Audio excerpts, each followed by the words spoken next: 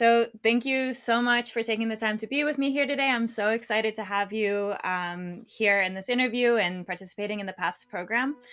So, if we could just start with an introduction, if you could just tell us your name, please include your pronouns and also your profession.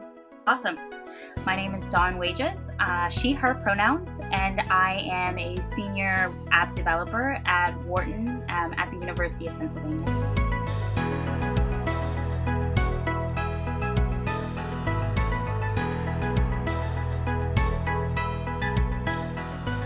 I am proudly a Black lesbian. I specifically use the term lesbian because that's the community that I feel really, really comfortable with. I think there's an ethos around being a lesbian and a proud Black lesbian that has like a really rich and beautiful history. Within my community, we call each other dykes. I am a Black dyke. I love that. Um, I um, I think when I'm given the opportunity to expand my part in the alphabet community, I also consider myself as pansexual. I am also very queer, which I also think is a political term as well. So, queer women of color is also a term that I go by as well. I didn't come out until my freshman year of college, but I always knew that I was queer or liked women to some degree. So like you remember back in like the early 2000s, every song we're calling girls freaks.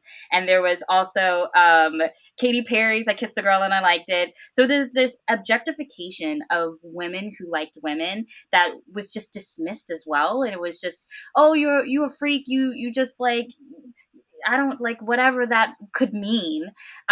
So I thought it was just kind of this like shameful part that you don't want to talk about. I'm not going to just kiss a girl at a party just to kiss a girl at a party. So I don't think I actually came to the realization that this was part of my community until I was in college and I was trying on the term bisexual for a while.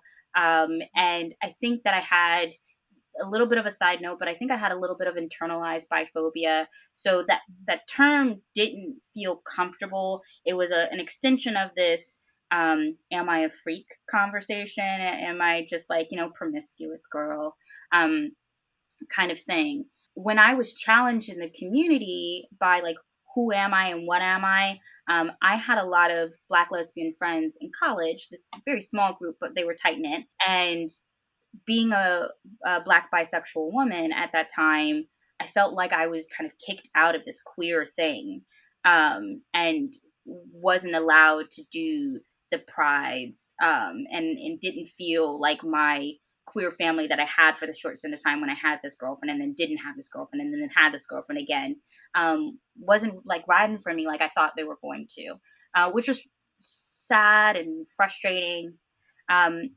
I had another resurgence of learning about my queerness after me and that girl in college broke up. And then I was single in a new city in Philadelphia. And it's a very Black and queer city. And we have like a whole street called Gayborhood. I know Chicago and a couple other major cities have that as well. But it was new to me. And so I got on Tinder and I got on OkCupid and I was young and gay and had a lot of fun. And that was one of the first times that I felt like I could come into this term. I met, dated some people who are older or even more secure in their sexuality or have been out for as long as they've been dating. I like the practice of being queer and dating actively because you're introducing yourself to these people regularly and you get to figure out the words that fit you and that make you feel good and that reflect who you are. And you kind of come up with this pitch as you're dating on these profiles of who you are. And it kind of entrenches in your brain like, yeah, that fits. Like, yeah, I think that's who I am. Yeah, I like that. So I think being a Black lesbian and being a queer woman of color really came into form around that time period in my early 20s. If you were to explain your work to somebody who had never heard of it before, how would you explain your job? How would you explain your day to day and just the type of work that you do? Perfect. Yeah. So we work with researching faculty at the Wharton School. My job is to facilitate a lot of their app development needs. Usually, there are two lanes in which I can provide value for the researching faculty. First would be the building the web application, usually web, sometimes mobile, the application in which they're collecting the data. And then the second is extracting data, manipulating data, storing data. A lot of those needs as well will help them with those. And then we hand off that data for them to be able to do their work and do the research, do the analysis, and write the papers. And then sometimes they'll come back to us when they need another revision or another round of testing for their research. And hopefully we get them to publish. Do you remember where your interest in tech started? Do you remember like how you found your way into tech and what that journey kind of looked like for you? Yeah.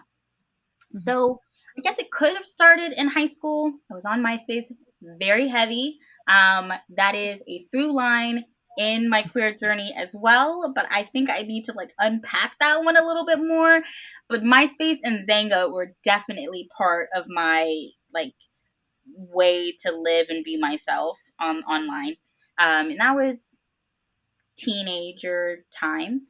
And learned some HTML and CSS, and then wanted to move forward with web development, mostly inside some type of like entrepreneurial route, but felt like it wasn't gonna work. I just didn't think I was smart enough. I just yeah, I wasn't sure if I was smart enough for it. So then I went to business school, did my 4 years at UNC, and then tried my hat at finance. Was not good at finance. I didn't do that. But we'll say I decided to go somewhere else. And then I went to some analyst positions and started as a SQL analyst. And that was my first time like coding again since MySpace in high school. And this is my early 20s. And after that, I was like, okay, well, I want a job that's going to challenge me intellectually. I had this kind of knockdown from not actually being the right fit for finance. And I wanted an opportunity to uh, it was kind of to stroke my ego. I wanted to be smart at work and figure out what that meant. So I got in touch with the Philly Python users group and started doing meetups actively with them. Got in touch with the Django community, the Python web framework, when they were in Philadelphia that year, in 2016. And it was just kind of history from there. I kept working, couldn't get a job in the field, did some other things, but it was the moment that I did Django Girls at DjangoCon 2016 in Philadelphia that I really felt like, hey, I can do this. I ended a workshop with a website. I can code in Python and make something work. Um, and so that was really enlightening and exciting experience. After finding these spaces and kind of moving into the tech world, can you talk a little bit more about your experience as a member of the LGBTQ plus community, like in the workplace and just kind of in these, whether that be at conferences or in coding boot camps or whatever that looks like for you? Can you talk about your experience just a little bit more recently and currently? Yeah. So in North Carolina, I was continuing my tech journey. I'm teaching myself Python in the background, and am a project manager for an e-commerce organization. And my team was all white and all straight, as far as I know. And there was not a culture of, and I was black lesbian, very out. I felt my queerness in particular was an oddity when I was in North Carolina, especially working. Um, then coming to Philadelphia, much larger queer community. I feel incredibly comfortable at work talking about being a lesbian and dating. Talked to my boss about ring shopping the other day. And talking about who's going to get pregnant first the other day. So it feels a lot more natural and comfortable, and as it should be, without a lot of without restrictions. And my first inclination, I'm nearing 30, so my first inclination still is to kind of hold back and like pause, but as soon as I notice myself pausing, I kind of push through and keep talking. And how has that affected you in general, in your life recently, having those spaces to kind of be out and proud in your workplace? Yeah, totally. It gives you something like much less to worry about. So, comparing directly the two roles, because I did go in and out of consulting, freelance consulting, which was its Mhm. own beast as well, because you are reintroducing yourself to people. So I'll segment them. So, working as a project manager in that particular organization, I think was the most constricted I felt with being myself at work. And it felt like there were these unnecessary levels of confrontation that I would worry my mind about. I'm a nice person. I'm not confrontational. I am not combative. Why do these people interpret me as this combative type person? It would truly gave me this um, weird level of kind of like self reflection. I was After that, I consulted for a while. It was beneficial because I got to choose who I worked with. I was very forthright with who I am. And so it would weed out odd conversations very early, because you wouldn't be in this intro call with me if you didn't realize that I was a Black queer woman. So it's already done. Let's keep moving, right? Afterwards, now I think I am in the most safe space that I've ever been in. I'm very, very proud of the community that exists, in the queer community that exists at Wharton. It I've just like I realized that I'm focusing on work. I'm not worried about these work relationships. I'm smiling more. It seems a little hokey, but very much a safer, warmer environment that I'm able to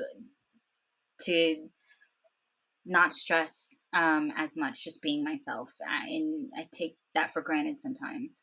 Yeah, absolutely. I know you've done some work around like anti-racist coding and kind of being really intentional about that in that field. Could you talk a little bit about that work that you do, and maybe just like kind of explain um, the work that you do in that area, and like the how you came to doing that work, and just kind of, yeah, just if you could talk about that a little bit. Sure. So I am part of a group. I founded an organization called At the Root. We were founded in 2020. And we are building the first anti racist ethical license. It is very much in the same vein as the Hippocratic license that was founded in 2018 by Coraline Imke. And we are in partnership with the Organization for Ethical Source with Coraline Imke. We are separate organizations, but we are incredibly proud to be partnered with Organization for Ethical Source. And so, for those who are not familiar with what an ethical source license may mean, I can give you a brief rundown. So, in 2018, there was it may have been more of a social media kerfuffle. It could have permeated other channels, but a lot of devs felt concerned with the way that their open source intellectual property was being used, because of an open relationship that GitHub had with ICE, and ICE detention centers. So from that, Coraline Imke created the concept of the ethical source license. It's called the Hippocratic license, with the motto, in the most simplest terms, to do no harm. And it serves the same purpose as an open source license. It lives at the root of your folder, of your directory, and dictates what the end use of this piece of code can do, in the context of what I believe is capitalism. It is more financial incentives, along with whether or not you are able to sell this piece of software and build something else and generate revenue from it, right? Um, and by flipping that and recognizing that there is still the same tool that has been arguably effective, but it is also, it's just a trodden path and the default path for being able to monitor those types of things and control the use of encode. It is an agreement that you have to engage with in order to participate, use that code. Um, Now we have the opportunity to do that with ethics. Originally, we were using the capital O, capital S, open source with open source licenses. Um, there's still some questions on that, whether or not we can call it the capital O, capital S, open source with these ethical source licenses in them. But we're up for the challenge of trying to figure that out. And we have an awesome team with the Corporate Accountability Lab. They have lawyers that are partnering with the Organization for Ethical Source to be able to figure that question out. Yeah, I think that work is so incredible, and just like really exciting. Could you talk just a little bit more about why that's important to have people working on projects like this, and why you and everyone you're collaborating with felt like this was a important project specifically? Totally. So to add to that previous point, at the root, we'll be coming out with our first version of the anti-racist license on Juneteenth of 2022, and we're really excited about that. We're working on that now. And we've all, and we should see, are just really bright and collaborative Slack conversations. We're all very much invested in the future of open source and the tech community at large. At least with the way that the community is shaped right now, technology is shaped right now, you have 1, maybe 2 degrees of separation from open source software from anything you touch. Mhm. Um, and I think that's without exaggeration. So open source is really an engine that drives a lot of technology. Also, you are giving of yourself this IP that can be used to build anything later. And the way that I sell this vision is that we are giving software engineers or tech professionals the power to determine what world their intellectual property is building. And I'm incredibly proud of that vision, and that there are more people swarming in under that banner and doing work in other ways. And I think that the ethical license is only the start of it. Um, at the root is also currently working on, and we don't have a date for our first release, but currently working on a software developer kit, an anti-racist software developer kit. And so under which we are currently working on, and the first release will be in Python, because that's my bread and butter. We are currently working on adapting and bringing in APIs that help facilitate making more inclusive code. Because anti-racist work is intersectional, we are not being, we do not have any type of criteria at which we were going to accept tools and code built for this SDK. The larger, the better, the more inclusive, the better. We are working on an approach that is similar to the Python PEP system, where we create proposals that will meet a need, and then also match them up to tools that will address a need. And if we find a tool without having a proposal, then we will write the proposal to match that tool that we think will be within it. And we also have a very flat org structure. So I've been doing some reading on anarchist structure and Turtle Island and things like that. And so we have a expressed intention of keeping the organization incredibly flat, making sure everyone's opinion matters, and figuring out what a safe, active membership community is, and how we go about doing that, uh, while underscore the component of keeping people safe. Do you feel like there are barriers for LGBTQ plus individuals in entering the tech world, and what do those barriers look like? Yeah, absolutely. I think we come across them in ways that are feel kind of obvious or maybe even too obvious to say. The hiring practices, I think, are incredibly lean towards cis and heteronormative people, specifically gender. So I'm a cis person. I think that I have an incredible amount of privilege, truly just even applying in the first step for a job and checking a box and having my gender being represented. And I can't imagine the continual letdown in an active job search to have each one by one not represent you in the very first step. We have states that are allowing for X gender on passports. Why are these tech companies not up to it? I think there's a lot of work that can be done in that area. As for sexual orientation and other forms of queerness, whether political or in the way that we are and we live, I think we culture fit is a thing that is said a lot. And what does that mean? I think it's important to talk about culture, and it can mean a good thing that welcomes me. But in many times, it's this ambiguous tool to just like cut people out that don't ascribe to the cis white heteronormative life.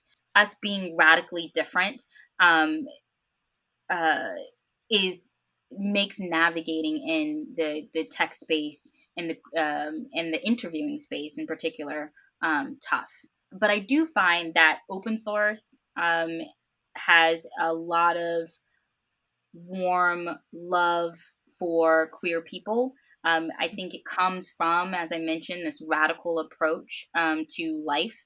And so we have people who are very much invested in the advancement of technology rather than the money that it's going to be able to, or how technology is going to fit into capitalism. And that brings in all sorts of really rad anarchists, anti-fascist, and aggressively positive and creative people to try to solve the world's problems with technology.